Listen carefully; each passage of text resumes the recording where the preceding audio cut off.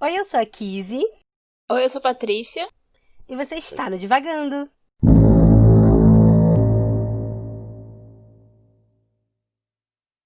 Oi, pessoal. Hoje nós vamos falar sobre mais um livro, mais um clássico. Cadê a animação, Patrícia? A animação não está aqui hoje, nesse momento.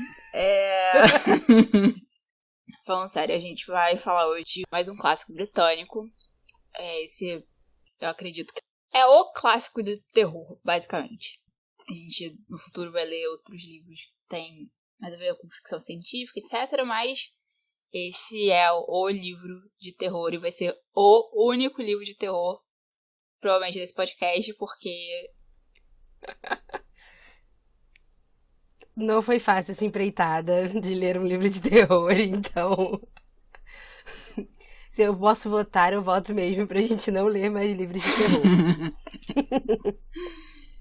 Mas o livro que a gente leu para os próximos 2 episódios é o Drácula, do autor Bram Stoker. E aqui você vai fazer um breve resumo do livro, para quem não tiver lido, não conhece exatamente a história do livro em si. Drácula é o título desse livro. Eu acho que a história do Drácula, né, tá permeando aí as nossas vidas e o nosso imaginário.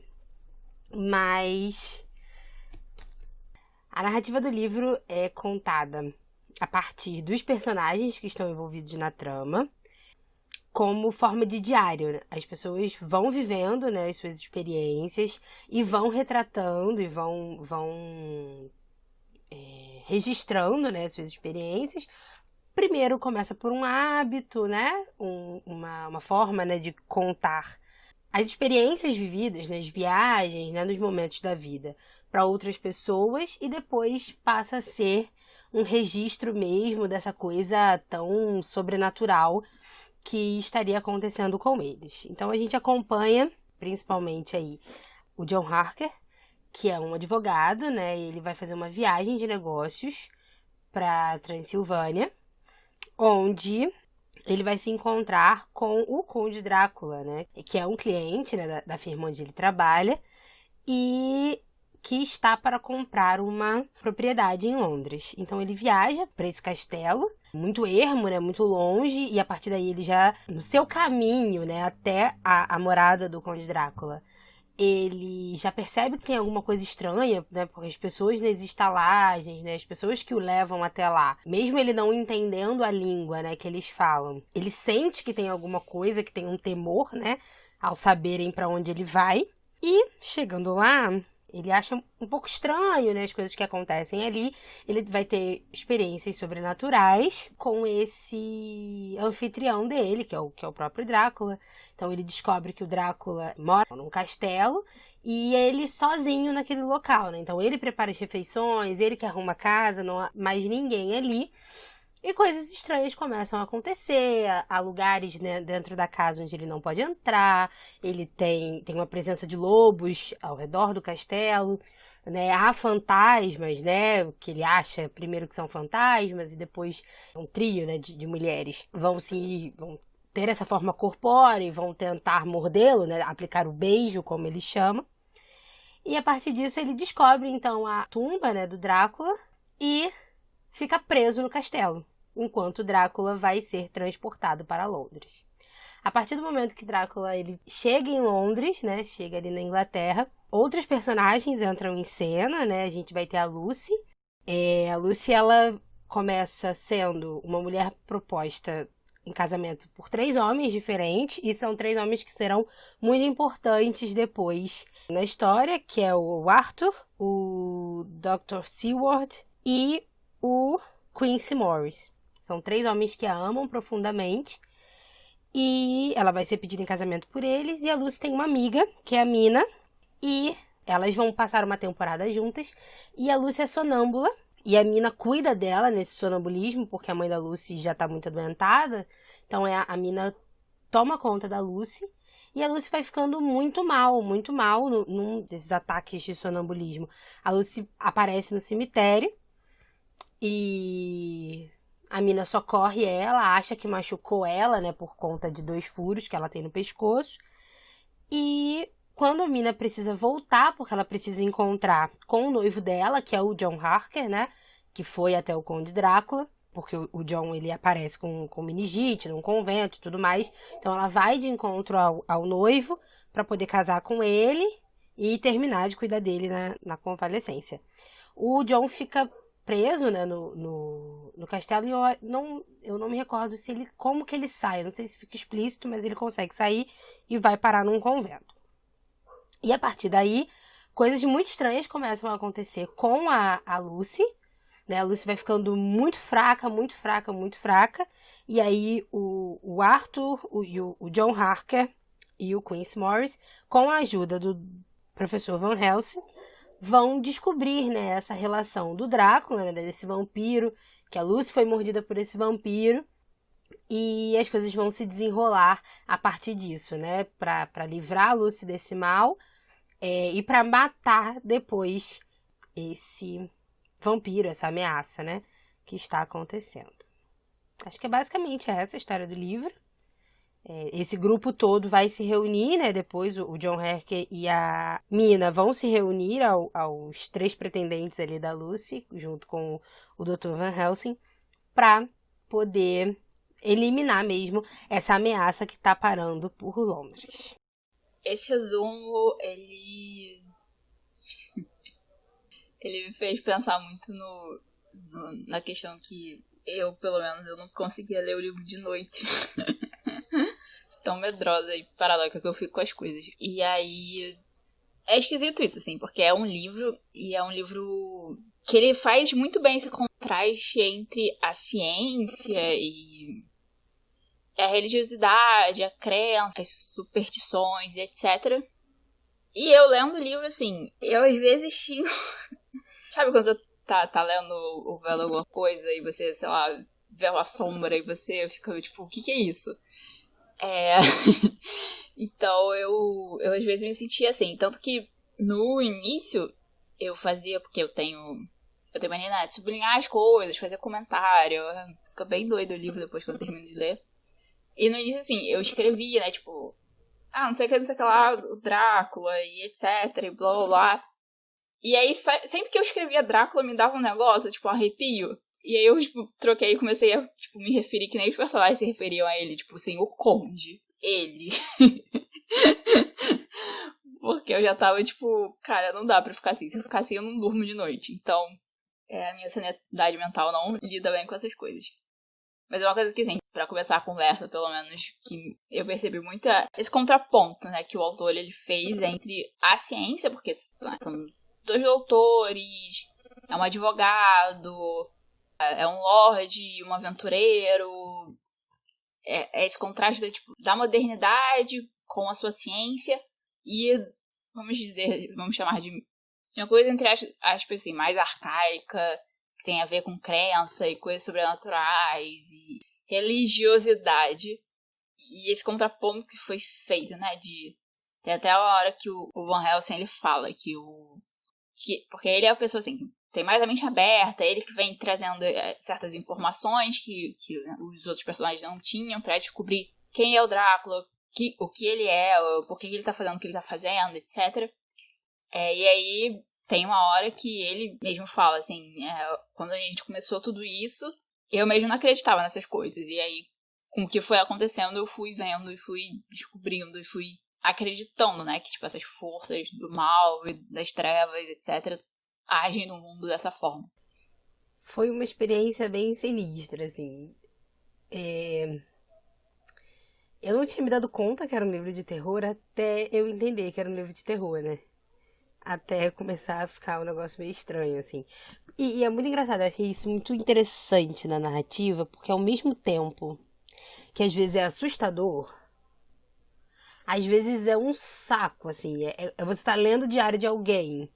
Então, se perde naqueles pensamentos de, minha querida, o meu amado, né? Tipo, é uma coisa, bem...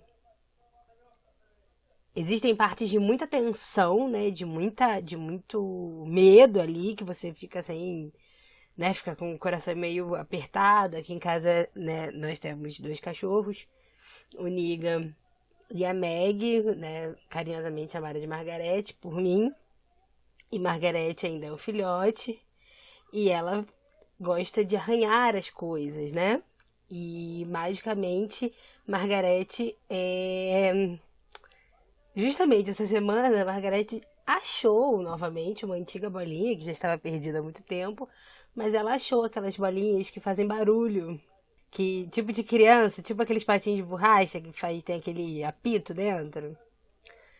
Margarete fez o favor de achar 2 bolas justamente essa semana, enquanto eu estava lendo Drácula. Então, foi uma coisa aterrorizante, porque eu não lia, né? Dava uma certa hora, portas começavam a bater, ventos começavam a correr, né? E aí eu falava, vou parar de ler. E aí eu ficava um pouco bem tranquila, daqui a pouco tinha um barulho muito estranho acontecendo, e até eu lembrar que era Margarete, a gente já ficava mesmo com um pouco de medo, né? Já fazia uma oração, né? Já eu falei, gente, eu tenho um crucifixo em casa, preciso providenciar, né? Então, foi uma coisa bem assustadora, assim. E aí eu realmente me perguntei por que Drácula estava na nossa lista. Porque eu não sou corajosa, eu não sou uma pessoa corajosa. Eu sonho até hoje com a Ilha do Medo lá, aquele filme do DiCaprio, que nem terror é aquilo, gente. Aquilo é suspense. Cisne Negro. Foi um negócio que eu fui no cinema que eu fui descobrir que aquilo era suspense. Falei, meu Deus, por que me deixaram?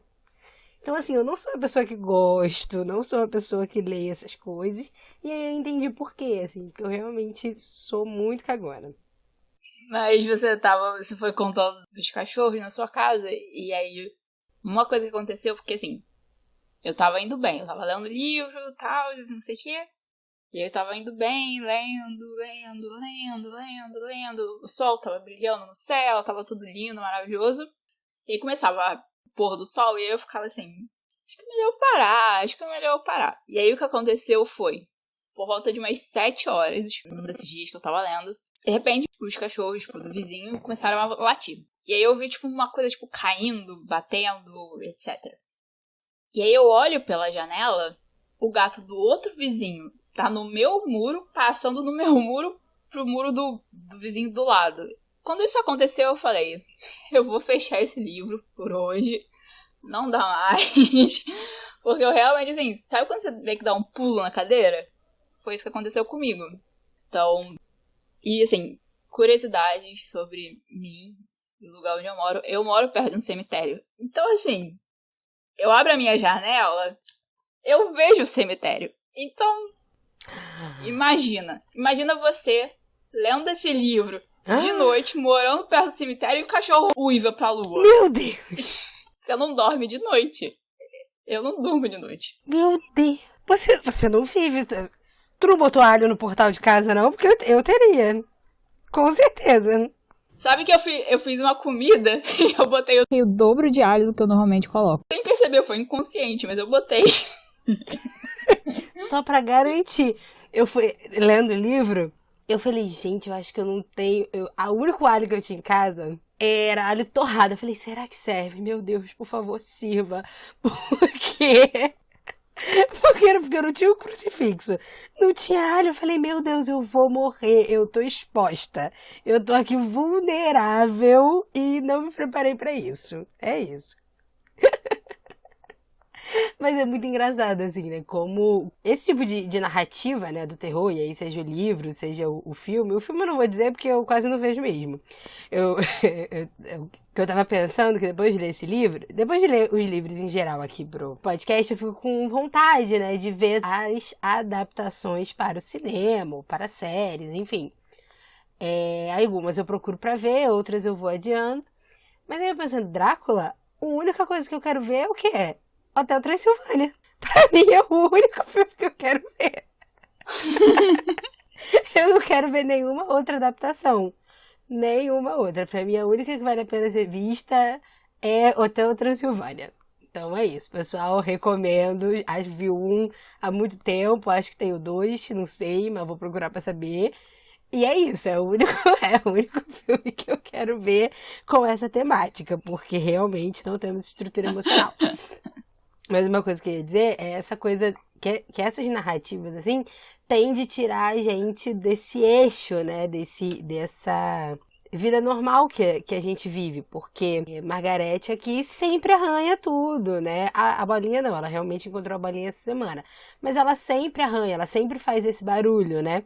Mas essa semana eu estava num contexto diferente, né? Eu estava lendo a respeito, né, de um vampiro que rodeia casas, né, que se transforma em morcego, que se transforma em lobo, e arranha, né, e rodeia a janela, né, das pessoas, das suas vítimas, né. Então isso te deixa tensa, né, te faz ficar numa tensão e coisas normais, coisas corriqueiras, como bater porta. As portas batem, né, normalmente, né, as portas bateu uma corrente de ar aqui em casa, principalmente na parte de cima. Se vem uma corrente de ar, né, do banheiro, a porta do banheiro bate, isso é muito normal, mas bateu na hora que eu estava lendo. Então isso já te desestabiliza, né? Te coloca mesmo. É a imersão da história, né? A forma como você está tão ligada, tão conectada com aquele ambiente, que te faz reparar em outras coisas, né? Te dá uma outra visão das coisas cotidianas e corriqueiras que acontecem aqui no real, assim. Isso é muito interessante. Com certeza. E eu acho que uma coisa que fez, pelo menos, a gente se sentir tão à flor da pele lendo esse livro é a própria construção do suspense que o autor vai fazendo, né? Porque a narrativa, né, que nem a Kizzy falou, ela é feita em diários, e diários de diversas pessoas. E aí, quando a ação vai acontecer, quando a Mina vai atrás da Lucy sonâmbula, quando o Dr. Seward tá fazendo a ronda dele no manicômio, e aí acontece alguma coisa com um paciente específico, quando o Jonathan tá rondando o castelo do Drácula pra entender onde que ele se meteu, que lugar é esse, o que tá acontecendo com ele. Tem atenção no texto, né? Porque vai falando mais isso e mais aquilo, e isso daqui, e olha isso que vai acontecer, e etc. Então tem uma construção de tensão, e assim, eu sentia isso. Quando as coisas iam acontecer, principalmente as coisas esquisitas, sobrenaturais, iam acontecer, você tinha essa construção de terror, não, mas né, suspense ali mesmo. Porque acho que em comparação com os tipos de narrativa que a gente conhece hoje em dia, que a gente, né, consome, a gente lê, a gente assiste, etc. Principalmente assim, quem gosta de terror e etc. Não é o meu caso, pelo menos. Mas tem descrições muito mais sangrentas e muito mais bizarras e esquisitas. A gente, como sociedade, consome mídias muito mais aterrorizantes, seja da vida real, sejam ficcionais, do que em si essa história. Mas a construção é tão bem feita que eu acho que até quem já tá acostumado, se pra ler, fica tenso, né? Fica nervoso, tem aquele batido coração e tremor e etc. E eu acabei de ouvir um barulho, enfim.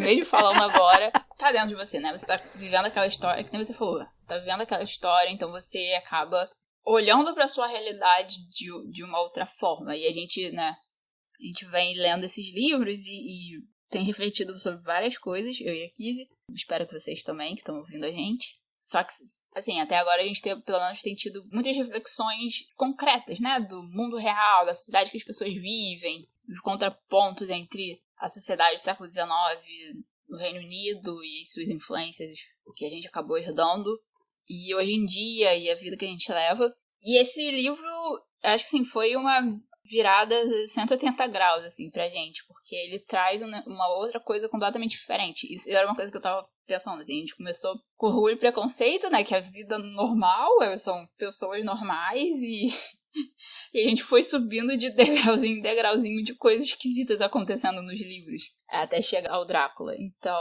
não sei, pensamentos aleatórios que eu tenho às vezes.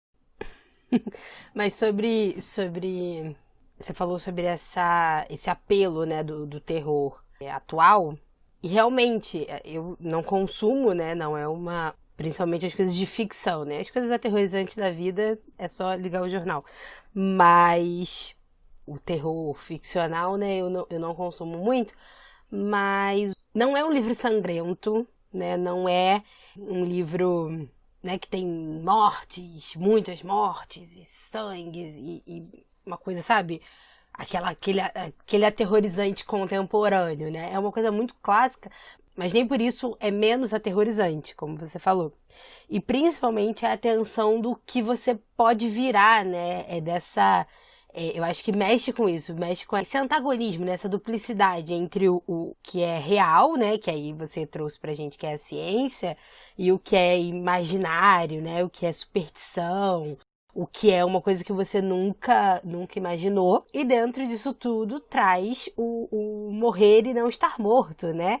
O ser um morto-vivo, né? Ser uma pessoa que suga o sangue e a vitalidade, né, de outra pessoa. E isso tudo, né, é a ideia, né? É essa ideia de morrer e não estar morto, né? Morrer, mas voltar à vida como algo abominável. E não conseguir explicar, né? Você não saber o que está acontecendo. E isso para mim é aterrorizante. Assim. Eu acho que isso mexeu comigo. Eu acho que é isso que mexe comigo, né? Isso, mais do que talvez todos esses. O terror contemporâneo. É isso, é essa coisa inexplicável, né? Quem é esse Drácula? Por que que ele surgiu? Por que que ele tá fazendo isso? E ao mesmo tempo que você está vivendo uma vida normal, porque assim, tem passagens que é basicamente uma vida normal, é eles esperando um telegrama, né? Existe a tensão das coisas sobrenaturais que a gente está passando, mas estamos fazendo uma viagem, né? Então a gente para comer, a gente troca cavalo, a gente espera telegrama, a gente pega um trem, né? E tem uma passagem logo no final, assim, né? Onde o Van Helsing fala, né? Que olhando pro castelo do Drácula, ele, mesmo ali, né? Ele tendo visitado, ele, né? Tendo terminado com tudo que ele precisava fazer, sabendo de tudo que eles tinham passado, mesmo assim, parecia irreal, né? Parecia que nada tinha acontecido, né? Porque é viver coisas sobrenaturais enquanto você vive a sua vida cotidiana, né? Essa coisa subjetiva, né? É o que mexe com esse seu... O sobrenatural, né? Mexe com esse seu... Com essa sua subjetividade, principalmente com essa morte e não morte. Sim. E quando você tava falando, eu tava pensando no... Isso é uma grande questão, assim, pros personagens do livro.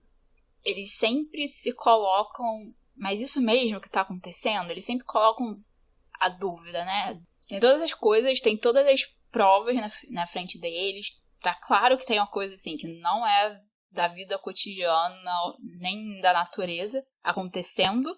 Mas eles sempre estão... Mas isso que eu vivi realmente aconteceu? Isso daqui é realmente isso? E aí acontece alguma coisa e logo, né, eles falam, não tem outra explicação, é só isso, sabe, que pode estar acontecendo. Isso não tem uma explicação racional, isso não tem uma coisa, tipo, que a gente tá acostumado na vida real. Isso é além de tudo que a gente já viu, tudo que a gente conhece. E aí, uma coisa que também você estava falando, essa questão, né, da subjetividade, é que, de alguma forma, assim, o que mexeu com você, né, que você estava falando dessa questão do morto-vivo, né, daquilo que você pode se transformar e como isso mexe na subjetividade, tanto dos personagens quanto, acho que do leitor também. É engraçado porque em vários momentos do livro, né, tem essa referência, o livro inteiro, ele é uma progressão de dias e noites, né? E aí, assim, o dia é o momento, né, onde a vida cotidiana acontece, onde eles se sentem seguros, onde eles se sentem melhor, onde eles se sentem bem, mesmo todas as atrocidades acontecendo, eles se sentem melhor, eles conseguem comer, eles conseguem conversar. E aí, à noite, esse momento de terror, de coisas esquisitas acontecendo, de lutar contra esse mal que eles estão tendo que lutar.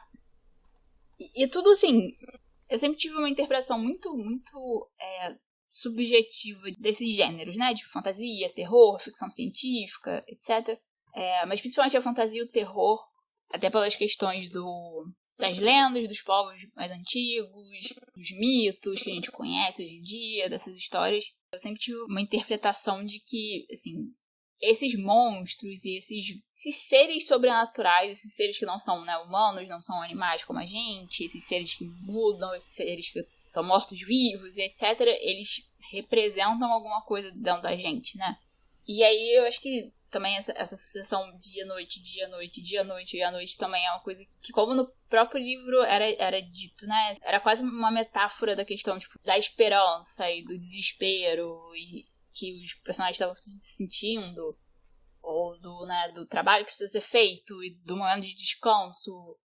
Eu não sei se eu tô mais fazendo sentido, mas eu acho que tudo isso, assim, são questões extremamente humanas, sabe? E mesmo o próprio Drácula e tudo que acontece em volta dele, por que ele é do jeito que ele é, e, enfim, porque a explicação que o livro dá pra como ele se tornou o que ele se tornou, e o que ele tá fazendo, e por que ele vai pra Londres, e etc. Não sei, assim, é tudo muito humano, sabe? Mesmo sendo sobrenatural, é extremamente humano. Sim. Sim, não, fez sentido. É como tudo isso é um simbolismo mesmo, né? Tudo que a gente trata, né? Eu acho que a literatura tá muito, né? A ficção, eu acho que ela tá muito, tá aí para isso, para transformar as nossas angústias, né? Os nossos medos, enfim, as nossas questões em simbolismos, né? Em formas, né? De se colocar. E é isso justamente que cria empatia, né? Que cria a conexão com o leitor, né? Se essa figura desse Drácula, né? Se essa figura aterrorizante não tocasse em pontos muito humanos da gente, né? Muito particulares e muito sensíveis, não faria efeito, né? E nem pro terror, nem pra comédia, e nem pro romance, pro drama, pra tragédia, seja lá qual for o estilo, né? Para haver para existir uma conexão com o leitor, para provocar uma reação no leitor, é preciso tocar em pontos sensíveis, né? Então, para fazer essa conexão, né, no caso aí do Drácula, né, ele vai tocar nessa questão para mim, né, particularmente. Vai ser essa questão do estar morto e não estar, né, e de sugar a vida do outro, né, de sugar o sangue do outro, né, de transformar a pessoa a olhos vistos, né, de ir drenando esse sangue. E é isso que vai trazer a conexão com o leitor. Eu tinha alguma outra coisa para falar, mas eu esqueci. Mas disso que você tava falando, assim, é engraçado isso, porque eu tenho... Desde o final do ano passado, assim, eu tenho feito um trabalho na minha terapia de... Sempre falando de terapia, né, gente? Mas, enfim, terapia é importante. Vocês vão fazer. Mas uma coisa que a gente vem trabalhando bastante é a questão da energia, assim, porque eu sou uma pessoa que eu me sinto muito cansada, e é porque a minha energia ela vai sendo sugada, sabe? Ela vai sendo sugada por questões minhas internas, por coisas externas que acontecem que refletem essas coisas internas, por pensamentos, sentimentos e crenças internas minhas e etc. Abrindo o coração hoje. Mas enfim. Não, todo episódio a gente tá tendo esse momento aqui, mas tudo Verdade. bem, é isso aí, a gente tá aqui pra isso. Mas... Então, isso foi uma questão que me tocou bastante no livro, assim, porque você tem esse personagem, né, que ele, pra viver, ele precisa retirar essa vida das pessoas, ele precisa tirar essa vida, esse sangue das pessoas, pra ele mesmo se manter nessa sobrevida que ele tem. E aí você vê, né, os personagens que ele ataca, e você vê eles definhando, né, e se tornando, só que não definhando normalmente, né, você tem essa transformação para essas pessoas se tornarem como o Drácula. Isso é uma coisa que ficou muito marcada pra mim, porque a gente pode não ter, né, vampiros na vida real, mas a gente tem vampiros que sugam a nossa energia, né, cada um tem os seus especificamente. Eu sei os meus, e às vezes é complicado ver que você tá deixando a sua energia ir embora por esse vampiro, sabe? Que você tá deixando esse vampiro sugar a sua própria energia. Isso foi uma coisa que, tipo, de uma forma totalmente, né, simbólica, como você tava falando, é mostrada nesse livro, é colocada, sabe? É uma questão colocada ali. E eu acho que, assim, muita gente pode ter, de alguma forma, começado a trabalhar isso de uma forma super inconsciente, entrando em contato com essas histórias, né, de não só com Drácula especificamente, mas com outras histórias de vampiro, com outros seres também que têm um funcionamento parecido. Eu quase fiz a coisa proibida desse podcast, mas tudo bem, vamos firme. Eu tô aqui me segurando também. Eu tenho várias coisas do nosso programa. Se você está escutando este podcast pela... acho que a gente já falou disso em outros episódios, não tenho certeza, mas enfim. Só existe uma coisa proibida neste podcast, que é nós falarmos sobre Harry Potter. Nós não falamos sobre Harry Potter, porque quando a gente fala sobre Harry Potter, a gente entra num abismo sem fim. E, enfim, a gente criou esse podcast pra gente parar de falar só sobre Harry Potter. Então, às vezes a gente quer fazer conexões, né, com esta obra, mas é a única regra que a gente tem é que a gente não pode falar. Então, eu também tô passando por isso, eu tenho várias coisas pra falar sobre. Eu tenho muitas mas não coisas vamos pra falar falar disso. sobre. Eu tenho muitas coisas pra falar. Mas, enfim.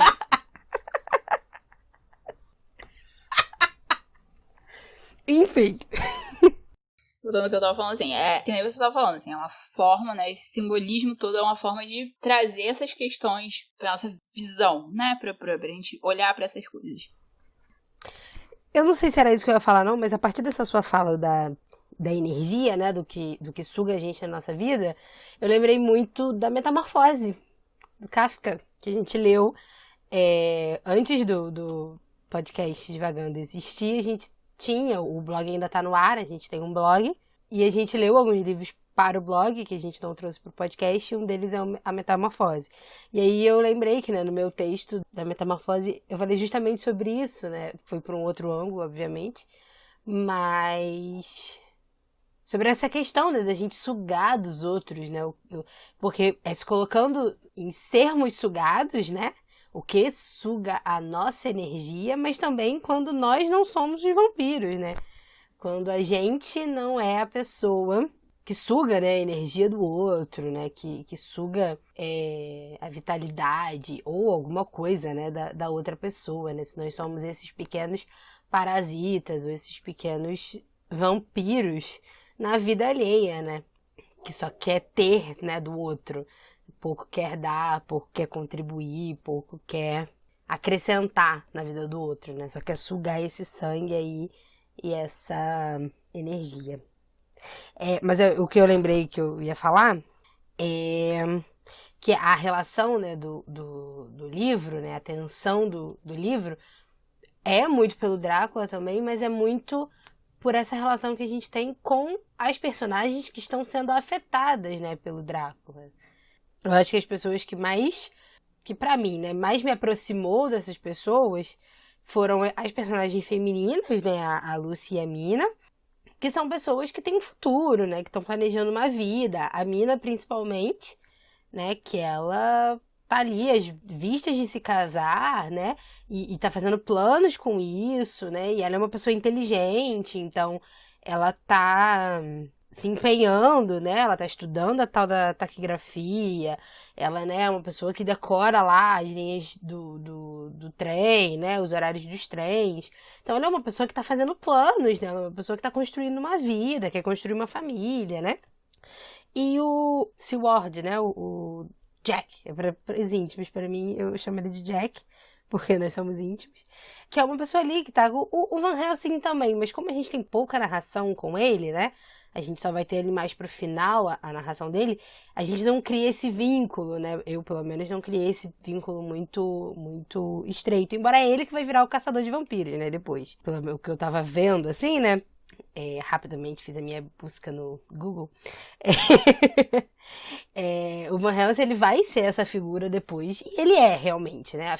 Dentro do livro, a figura que vai ser o caçador, né? Do vampiro, né? Quem vai entender o vampiro. Quem vai fazer suposições a respeito dele. Mas a minha relação se deu muito com o Jack, né? Com o Dr. Seward.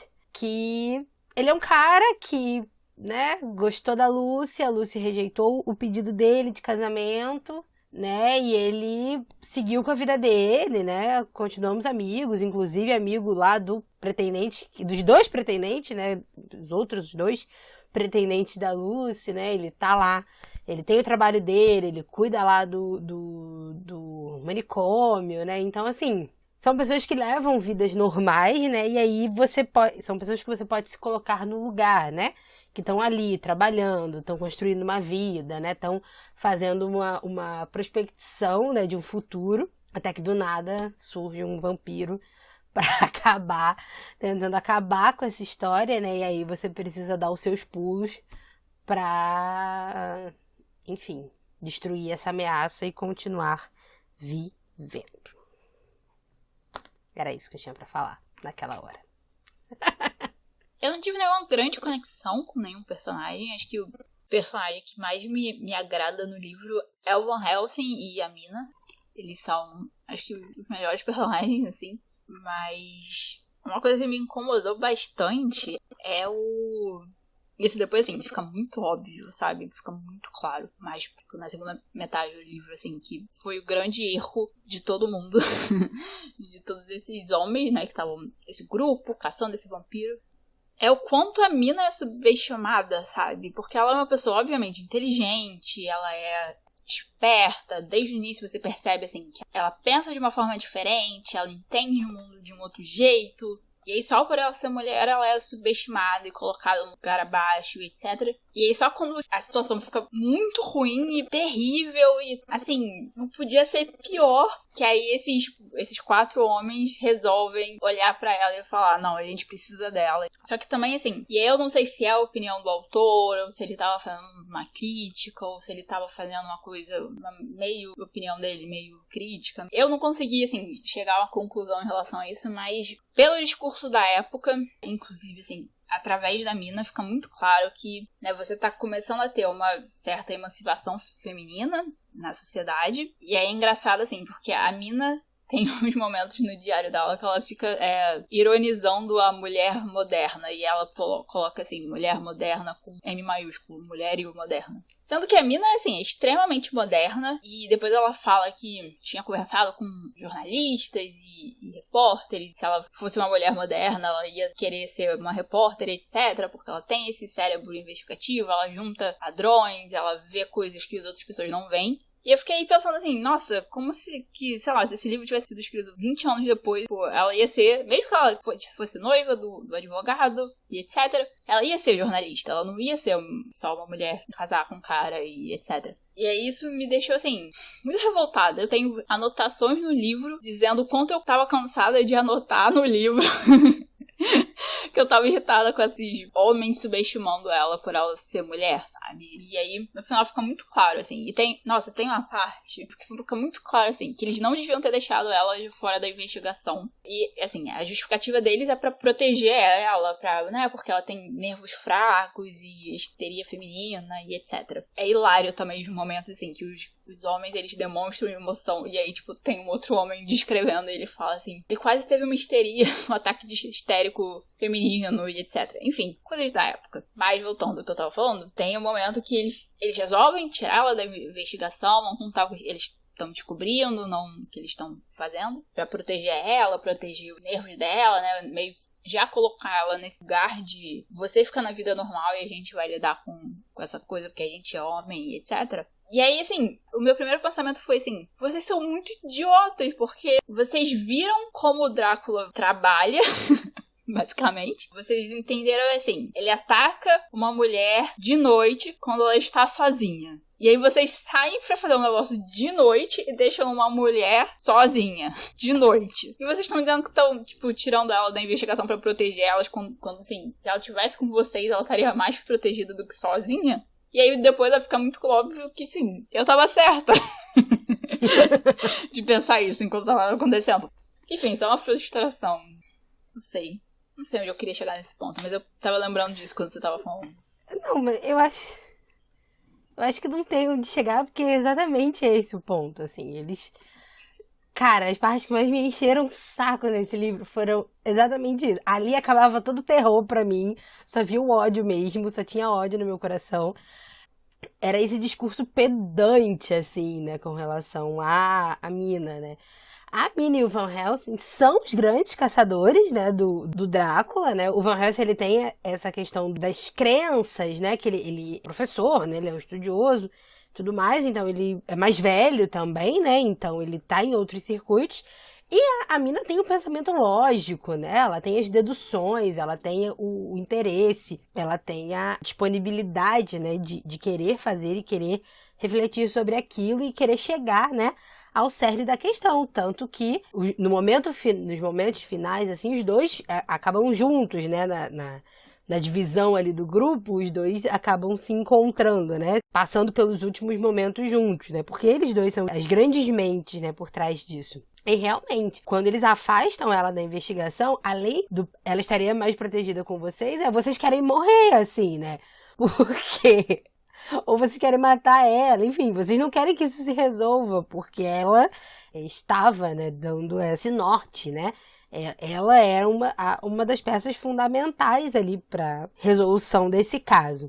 Mas o discurso pedante deles, né, esse discurso de porque ela estará melhor protegida, se ficar longe dos ouvidos dela, né, essas coisas horrendas que precisarão ser feitas, tipo assim, sabe, ela passou por coisa muito pior.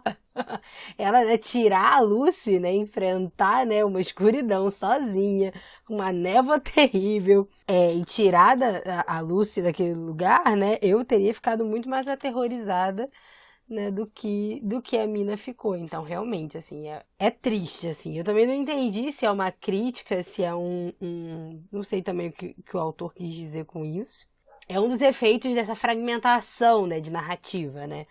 Cada momento você tem um pedaço da história narrado por uma pessoa diferente, né? Sob um ponto de vista diferente, com um anseio diferente. Então, não fica muito claro, assim. Mas se Drácula tivesse sido escrito, sei lá, você disse 20 anos, mas 50 anos depois, a mina seria o Van Helsing. Ela que ia resolver tudo. Mas é isso. Então é isso, pessoal. Essa foi o nosso aquecimento sobre Drácula, do Bram Stoker. Essa prévia aí, essas nossas primeiras impressões sobre esse clássico do terror, né? E a gente aí... Nós falamos sobre como esse terror, por mais subjetivo, por mais sobrenatural que seja, como ele mexe, né, com coisas muito reais dentro da gente, né? Como ele trata de questões muito particulares, né, de angústias muito próximas a gente. E como isso nos paralisa, né, nos amedronta, como ler esse tipo de livro nos faz ressignificar, né, esse mundo que a gente está vivendo por alguns instantes, né, como tudo vira um pouco sobrenatural. E é isso, essa foi a nossa conversa de hoje, e daqui a 15 dias a gente vai voltar para conversar um pouco mais sobre Drácula e... E lembrando que a gente tá nas redes sociais... Tanto no Instagram quanto no Twitter, no @divagandolivro. Vocês podem falar o que vocês quiserem, vocês podem comentar o episódio, comentar o livro, falar das experiências de leitura de vocês. E como a Kizzy lembrou nesse episódio, a gente, antes de fazer o podcast, a gente tinha um blog, né? O blog ainda tá no ar. Vocês podem ler as resenhas que estão lá. Foram 3 livros que a gente resenhou. Foi o Alice no País das Maravilhas, Laranja Mecânica e o Metamorfose. Então, se vocês também quiserem ler e comentar sobre esses livros, as leituras de vocês desses livros, vocês são super bem-vindos. E compartilhem esse episódio, compartilhem os episódios anteriores com quem lê os livros, não lê os livros, com quem quer ler os livros, quem está interessado. E até o próximo episódio. Tchau, gente! Tchau, tchau, pessoal!